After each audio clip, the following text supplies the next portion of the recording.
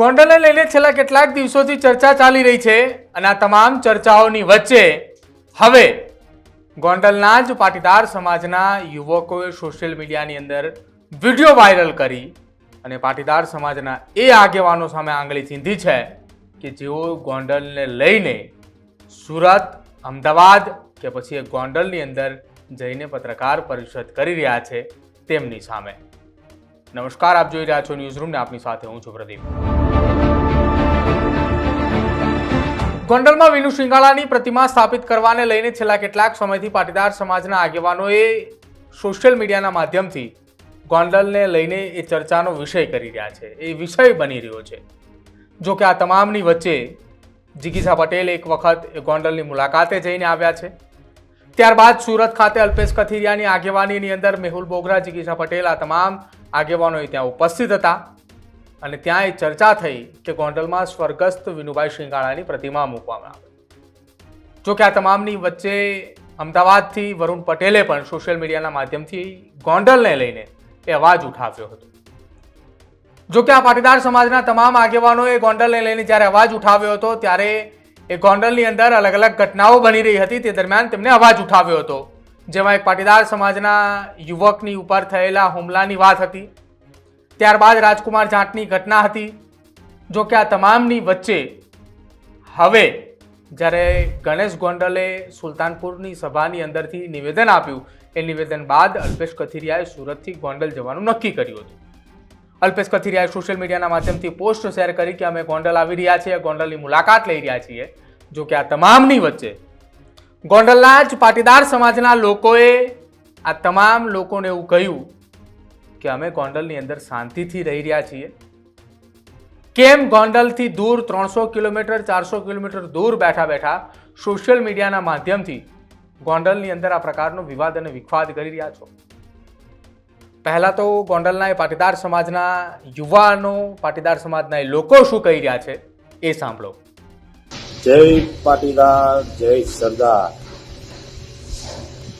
જેટલા અત્યારે ગોંડલ તાલુકાની અંદર બણગા ફૂકે છે પાટીદાર સમાજના, એ બધાય તાલુકા બહારના લોકો છે. ગોંડલ તાલુકાના પાટીદાર સમાજ ફૂલ સેફટીમાં છે અને એને કોઈને કાંઈ વાંધો નથી. શાંતિથી બધા હળી મળીને બધા સમાજ સાથે રહે છે. જેટલા બગબગ કરે છે એ બધા 500 કિલોમીટર ને કોઈ વાંથી ને કોઈ તાલુકાનો પાટીદાર સમાજનો દીકરો એમાં છે નહીં, નથી દીકરી. એક દીકરી હમણાં આવી છે બગબગ. હવે તું ક્યાં છો ને તું ક્યાં આવી છો? તારે ચૂંટણી લડવાના અભરકા હોય તો ગોંડલ તાલુકામાં તું ભૂલી જાજે. પાટીદાર સમાજ તને આજે નો સ્વીકારે અને કાલે નો સ્વીકારે. અહીંની પરિસ્થિતિ બહુ વ્યવસ્થિત અમે સારી રીતે બધા પટેલ સમાજ જાણે છે. એટલે ખોટા તમે સમાજના વર વિગ્રહ કરવાનું રહેવા દો. બાકી તમે જ્યાં કરતા હોય ત્યાં કરો, ગોંડલ તાલુકો ભૂલી જાઓ. ગોંડલ તાલુકામાં વિકાસ જે થયો છે ને એ એકય તાલુકામાં નહીં થયો. બાજુમાં જસદણ તાલુકો છે, કોટડા તાલુકો છે, જેતપુર તાલુકો છે. ગોંડલની તમે એક શેરી ગલીઓ મોલાથી જીવી લ્યો તમે, ક્યાંય ધૂળ નામે પૂરું થઈ ગયું. બધા સિમેન્ટ રોડ. ગોંડલ તાલુકાના ગામડામાં સિમેન્ટ રોડ, એમાં અમુક ગામ તો હવે વાડીઓના રસ્તા ચાલુ કર્યા છે ભાઈ. એટલે તમે 500 કિલોમીટરથી ભાઈ ખોટા નખરા કરે છે, મિટિંગો કરીને અહીંયા ગુમરાહ કરવામાં સમાજને. સમાજ અહીંયા બહુ સેફટી છે અત્યારે સમાજને અને બહુ શાંતિ છે. કોઈને કાંઈ વાંધો નથી. તમે તમારી રીતે જે કરતા હોય કરો. અહીંની ટિકિટના ને ચૂંટણા લડવા હાટું તમે કોમવાદ કરો માં કામ કરો, વિકાસ નામે કામ કરો. સુરતમાં ઘણું છે, હમણાં હીરામાં બહુ મંદી છે. ત્યાં રત્ન કલાકારોએ આંદોલન કર્યું હતું. તો આ બે નેતા બહુ પાટીદાર સમાજના દીકરીના થઈ ગયા છે ને, એને કઈ ન્યા સપોર્ટ કરો તમે. ઘણા આત્મહત્યા કરે છે, ઈ કરો. અહીંયા કોઈ આત્મહત્યા કરી નથી, કોઈ પટેલીઓ મરી નથી ગયો કે અહીંયા અમારે આમ છે તેમ છે ફલાણું છે દીકરી છે. એટલે તમારે જે કરવાનું હોય સુરતમાં કરો, તમારા ગામ હોય જ્યાં હોય ત્યાં કરો. અહીંયા અમારા ગામમાં અમને સેફ રહેવા દો. અને પેલું વાંદરું આમથી બગ બગ બગ બગ કેદુનું કરે છે. તું એને કઈ મારો ભાઈ તું અહીંનો નથી, બહુ તને ઢઢો હોય તો તું અહીંયા આવી જા ગોંડલમાં રહેવા. મારું નામ રક્ષિત ફૂટ છે. હું રીબડા ગામનો વતની છું અને મારે હાલમાં જે ચાલી રહ્યું છે તે પાટીદાર સમાજને અને ગોંડલને જે બદનામ કરવાનું જે અત્યારે ષડયંત્ર ચાલી રહ્યું છે એના વિશે મારે પ્રકાશ પાડવો છે. જે તે સમયે હું પાટીદાર સમાજનો દીકરો છું. જે તે સમયે અમારે રીબડા ગામની અંદર જ્યારે પાટીદાર સમાજને જરૂરત હતી ત્યારે જયરાજસિંહ અને ગણેશભાઈનો પરિવાર અમારી સાથે હતો. જે તે સમયે એને અમને ખૂબ મદદ કરેલી. અમે સંમેલન પાટીદાર સમાજનું જ્યારે સંમેલન કરેલું એમને અમને ખૂબ મદદ કરેલી. અને ગણેશભાઈ અને એમનો પરિવાર 18 વર્ણને સાથે લઈને ચાલવા વાળો પરિવાર છે. અને હું ખુદ એનો એક સાક્ષી છું કે ભાઈ મારે જે તે સમયે કોરોના સમયમાં મારે એક બેડ અને ઓક્સિજનના બાટલાની જરૂર પડી હતી ત્યારે ગણેશભાઈએ મને બેડની અને ઓક્સિજનના બાટલાની વ્યવસ્થા કરી આપેલી હતી. અને પાછળથી એને મને ચેક પણ કરેલું હતું કે ભાઈ એને ખરેખર બીજી કઈ જરૂરિયાતમંદ છે, તમારી સાથે કોઈને લગતા વળગતાને પણ જો જરૂરિયાત હોય તો પણ એ કરી દેવા માટે એને મને ફોનમાં કીધેલું હતું કે તમારે જો કોઈને જરૂરિયાત હોય તો તમે મને જણાવજો. અને જે તે આ વિઘ્ન સંતોષી લોકોને મારે એટલું જ કહેવાનું છે કે આ ગોંડલ ભગવતસિંહજીની ભૂમિ છે. એને કાંઈ આ બહારના જે આવેલા છે એને ખાલી ને ખાલી ગોંડલને બદનામ કરવાનું છે. અમે અને અમારો રીબડા પરિવાર પાટીદાર સમાજ અમે ગોંડલ જયરાજસિંહજી અને ગણેશભાઈની સાથે છીએ. અને હું મારો પરિવાર અમે બધા ગણેશભાઈની સાથે છીએ, રહેવાના છીએ અને ભવિષ્યમાં એની સાથે જ રહેશું. જય સરદાર.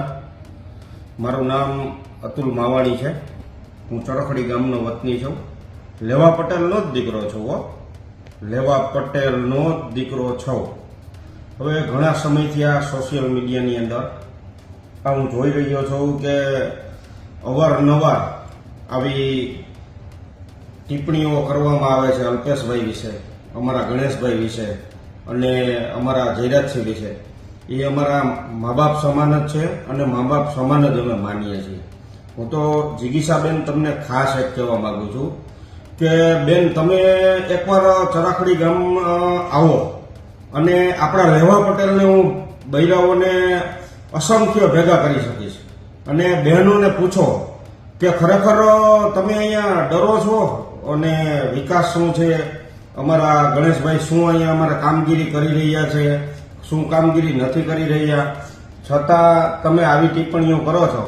તો અત્યાર સુધી આ એટલી કોરોનાની મહામારી ગયું, આ બધા વાવાઝોડા ગયા, તો અત્યાર સુધી તમે બેન હતા ક્યાં? અને તમે એક બાજુ એમ કહો છો કે અમારા પાટીદાર સમાજનો પ્રશ્ન છે. તો હાલો હું તમને કહું છું બેન, મારા ઘરના હોતે આવશે તમારી સામે અને હું તમને ચેલેન્જ મારું છું કે તમને રણચંડી તમારા માટે હું તૈયાર જ રાખીશ. હાલો તમે એકવાર ખુલ્લા દિલથી બેન આવી જાઓ, હું તમને બેન જ કહીશ. કદાચ તમે મારા માસામાં નહીં હશો, મને કાંઈ પ્રોબ્લેમ નથી, પણ હવે તમે આ બધું રહેવા દો, આ બધું ખોટું છે. અને તમે એક કામ કરો, આવી જાઓ ગોંડલમાં રૂબરૂ અને આપણે પાટીદાર સમાજ આખો ભેગો કરી અને સામે સામે બેસી નક્કી કરી લઈ. ચાલો ને કે પાટીદાર સમાજને ડરાવે છે કે ગણેશભાઈ નથી ડરાવતા, કે ગણેશભાઈ શું કરે છે અને ગણેશભાઈ શું કાર્યો કરે છે. અને રાતે 2 વાગે 3 વાગે ગમે એ માણસને જવાબ આપે છે રાતે. તો એક પટેલની નાયક માટે હું એમ કહું છું કે લેવા પટેલના દીકરા માટે એક સારું કામ કરી રહ્યા છે. તો તમે લેવા પટેલના દીકરાઓને આગળ વધારવા માંગો છો કે જેસીબીનો ખાડો ગાળીને દાટવા માંગો છો? મને તો એવું લાગે છે કે તમે આ જેસીબીના ખાડા ગાળવા હાટુથી મંડાણા છો. અને ચકલા કોઈ દી છે ને બાદ ન બને એમ માંડવીની સિઝન હોય ને, હું એક ખેડૂતનો દીકરો છું, ખેતી જ કરું છું. અને માંડવીની સિઝન પૂરી થાય ને એટલે કુંજડા આવે, કુંજડા એમ તમે ચૂંટણી આવે ને એટલે તમે એમ કુંજડાની જેમ અહીંયા આવ્યા છો. આ બધું રહેવા દો અને એકવાર તમે આવી જાઓ, હું તો કહું આપણે સામે સામે બેસીને બધું નક્કી કરી લઈએ કે ભાઈ હાલો ને સમાજ ભેગો કરીએ. તમે કહો છો ને પાટીદાર સમાજ તમારે એકનો છે? અમે કોઈ બીજી નેકમાંથી આવી છે? હું પાટીદારનો જ દીકરો છું. તો 2 દિવસ પહેલા જ સુલતાનપુર ખાતે ગણેશ ગોંડલની એક સભા હતી અને સભા દરમિયાન તેને અલ્પેશ કથિરિયા હોય, મેહુલ બોગરા હોય, જિગીશા પટેલ કે વરુણ પટેલ આ તમામ લોકોને નામજોગ એક વ્યક્તિના નામ લઈને તેને પડકાર ફેંક્યો હતો. જો કે પડકાર બાદ અલ્પેશ કથિરિયાએ ગોંડલ જવા માટેની તૈયારી પણ દર્શાવી, પરંતુ આ તમામની વચ્ચે ગોંડલના પાટીદાર સમાજના લોકોએ સોશિયલ મીડિયાના માધ્યમથી આ જ પાટીદાર સમાજના યુવાનોનો વિરોધ કરી રહ્યા છે કે 300 કિલોમીટર દૂર બેઠા બેઠા પાટીદાર સમાજના યુવાનોએ ગોંડલની અંદર અસામાજિકતા એટલે કે ગોંડલની અંદર વિવાદો ઊભા કરી રહ્યા છે, અરાજકતા એ ગોંડલની અંદર ફેલાઈ રહી છે. આ પ્રકારના નિવેદનો આ તમામ એ પાટીદાર સમાજના લોકોના છે. ત્યારે હવે જોવાનું રહેશે કે જ્યારે અલ્પેશ કથિરિયા એ રવિવારના રોજ વહેલી સવારે જ ગોંડલ પહોંચવાના છે, તેની સાથે જિગીસા પટેલ પણ ત્યાં ઉપસ્થિત રહેવાના છે, ત્યારે ગોંડલના પાટીદાર સમાજના લોકોએ તેમની સાથે કયા પ્રકારની વાતચીત કરે છે અથવા ગોંડલના પાટીદાર સમાજના લોકોએ તેમને શું રજૂઆત કરે છે. કેમ કે એક તરફ પાટીદાર સમાજના જ લોકોએ આ તમામ આગેવાનોનો વિરોધ કરી રહ્યા છે અને વિરોધની વચ્ચે જ અલ્પેશ કથિરિયા હવે ગોંડલ જવાના છે. તમારું શું માનવું છે પાટીદાર સમાજના આ યુવાનોને લઈને? કેમ કે જે યુવાનોએ ગોંડલને લઈને સોશિયલ મીડિયાના માધ્યમથી અવાજ ઉઠાવી રહ્યા હતા, એ જ યુવાનોનો સોશિયલ મીડિયાની અંદર જ પાટીદાર સમાજના લોકો જ તેમનો વિરોધ કરી રહ્યા છે. તેને લઈને ખાસ અમારા કમેન્ટ સેક્શનમાં જરૂર જણાવજો. જોતા રહેજો ન્યૂઝરૂમ. નમસ્કાર.